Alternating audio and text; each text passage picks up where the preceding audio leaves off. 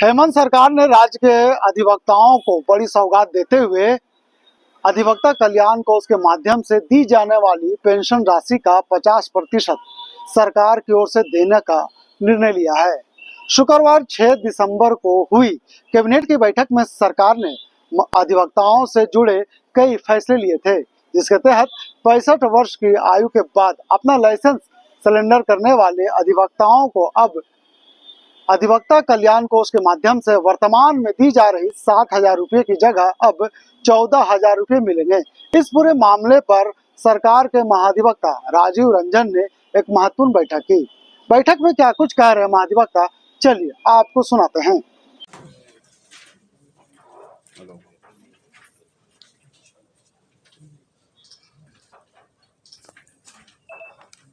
हम लोग आज इस प्रेस कॉन्फ्रेंस में हम लोग इस वजह से बैठे हुए हैं आज कि तीन जो एडवोकेट्स वेलफेयर अधिवक्ता कल्याण के लिए जो तीन बहुत ही महत्वपूर्ण और पाथ ब्रेकिंग जो डिसीजंस राज्य सरकार ने लिया है, हमारे माननीय मुख्यमंत्री जी श्री हेमंत सोरेन जी के द्वारा कैबिनेट में डिसीजन हुआ, उसका एक पृष्ठभूमि ये है, उसके पीछे का जो है हमारा एडवोकेट्स वेलफेयर जो है के लिए हमारा बिहार में एक एडवोकेट्स वेलफेयर एक्ट 1983 था। सन 1983 में एडवोकेट वेलफेयर एक्ट बना था। उससे हम लोग को जो वेलफेयर स्टैम्प बिकता है, तो उस वेलफेयर स्टैम्प में जितने भी एफिडेविट्स और जो वकालतनामा हमारा कोर्ट में फायदा दाखिल होता है, उसमें वो स्टैम्प लग के आता है। उससे जो फंड जनरेट होता है, उससे डेथ बेनिफिट्स एक शेड्यूल बना हुआ है, उसमें कितने number of years of practice के हिसाब से सबको अलग अलग मिलता है। तो उसमें बहुत ही कम अमाउंट था पहले 1983 एक्ट में, करीब 40 से 65 हज़ार तक ही मैक्सिमम देता था, उसमें पेबल अमाउंट था। तो उसको 2012 में झारखंड सरकार ने Jharkhand advocates welfare fund act 2012 बनाया और उसमें जो डेथ बेनिफिट्स का क्लेम को इंक्रीज करते हुए करीब तकरीबन 7 लाख के आसपास कर दिया गया, depending upon the year of practice of the advocate.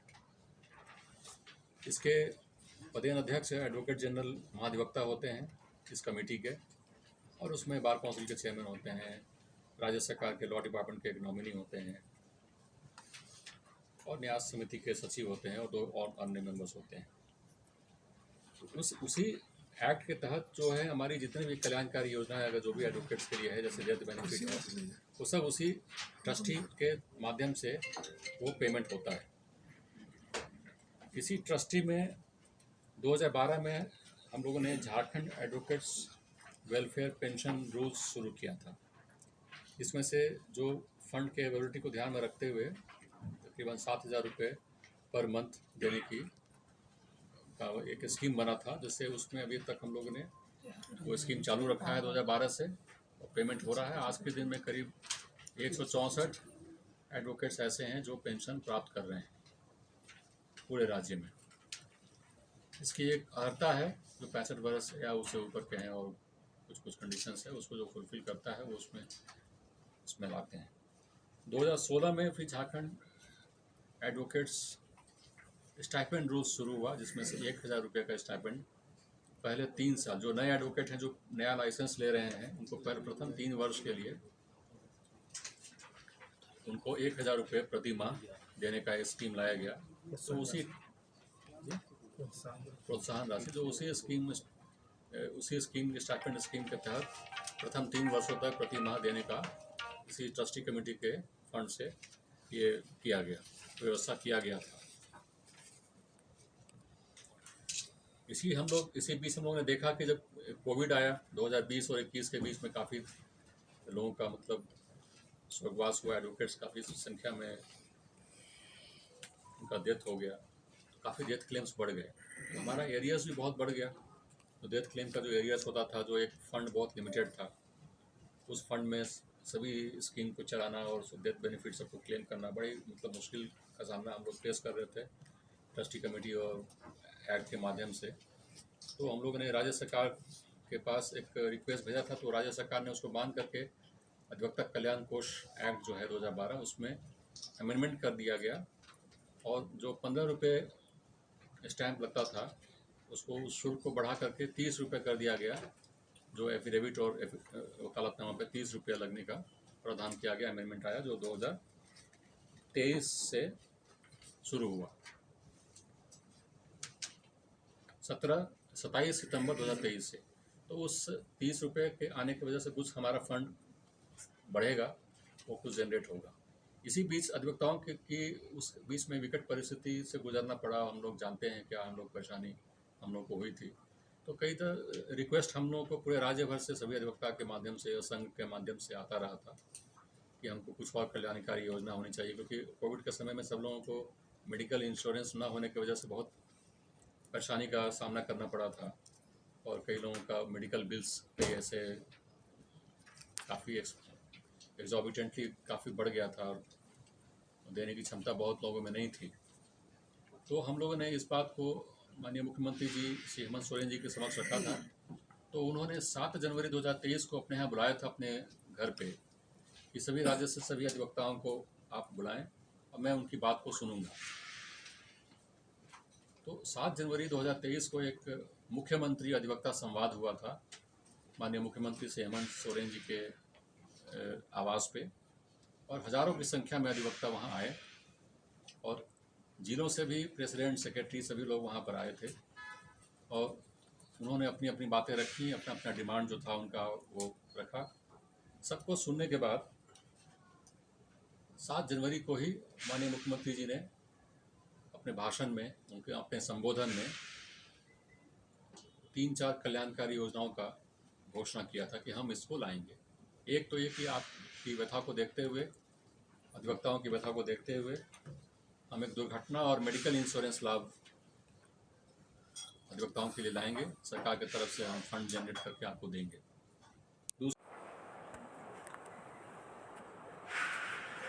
राज्य के सभी जिलों में हम लोग एक मॉडल बार भवन का निर्माण करवाएंगे, जो एक उसमें सभी सुविधा से जो युक्त होगा। उसमें कॉन्फ्रेंस रूम होगा, लाइब्रेरी होगा, चेंबर्स होगा, बैठने की व्यवस्था होगी। इस तरह की घोषणाएं माननीय मुख्यमंत्री जी ने 7 जनवरी 2023 को किया और अपनी प्रशासनिक स्वीकृति भी दे दी और फाइल पे हमारा जो रिक्वेस्ट था और उन लोग का जो संबोधन का जो घोषणा था उस पर कार्य शुरू हो गया।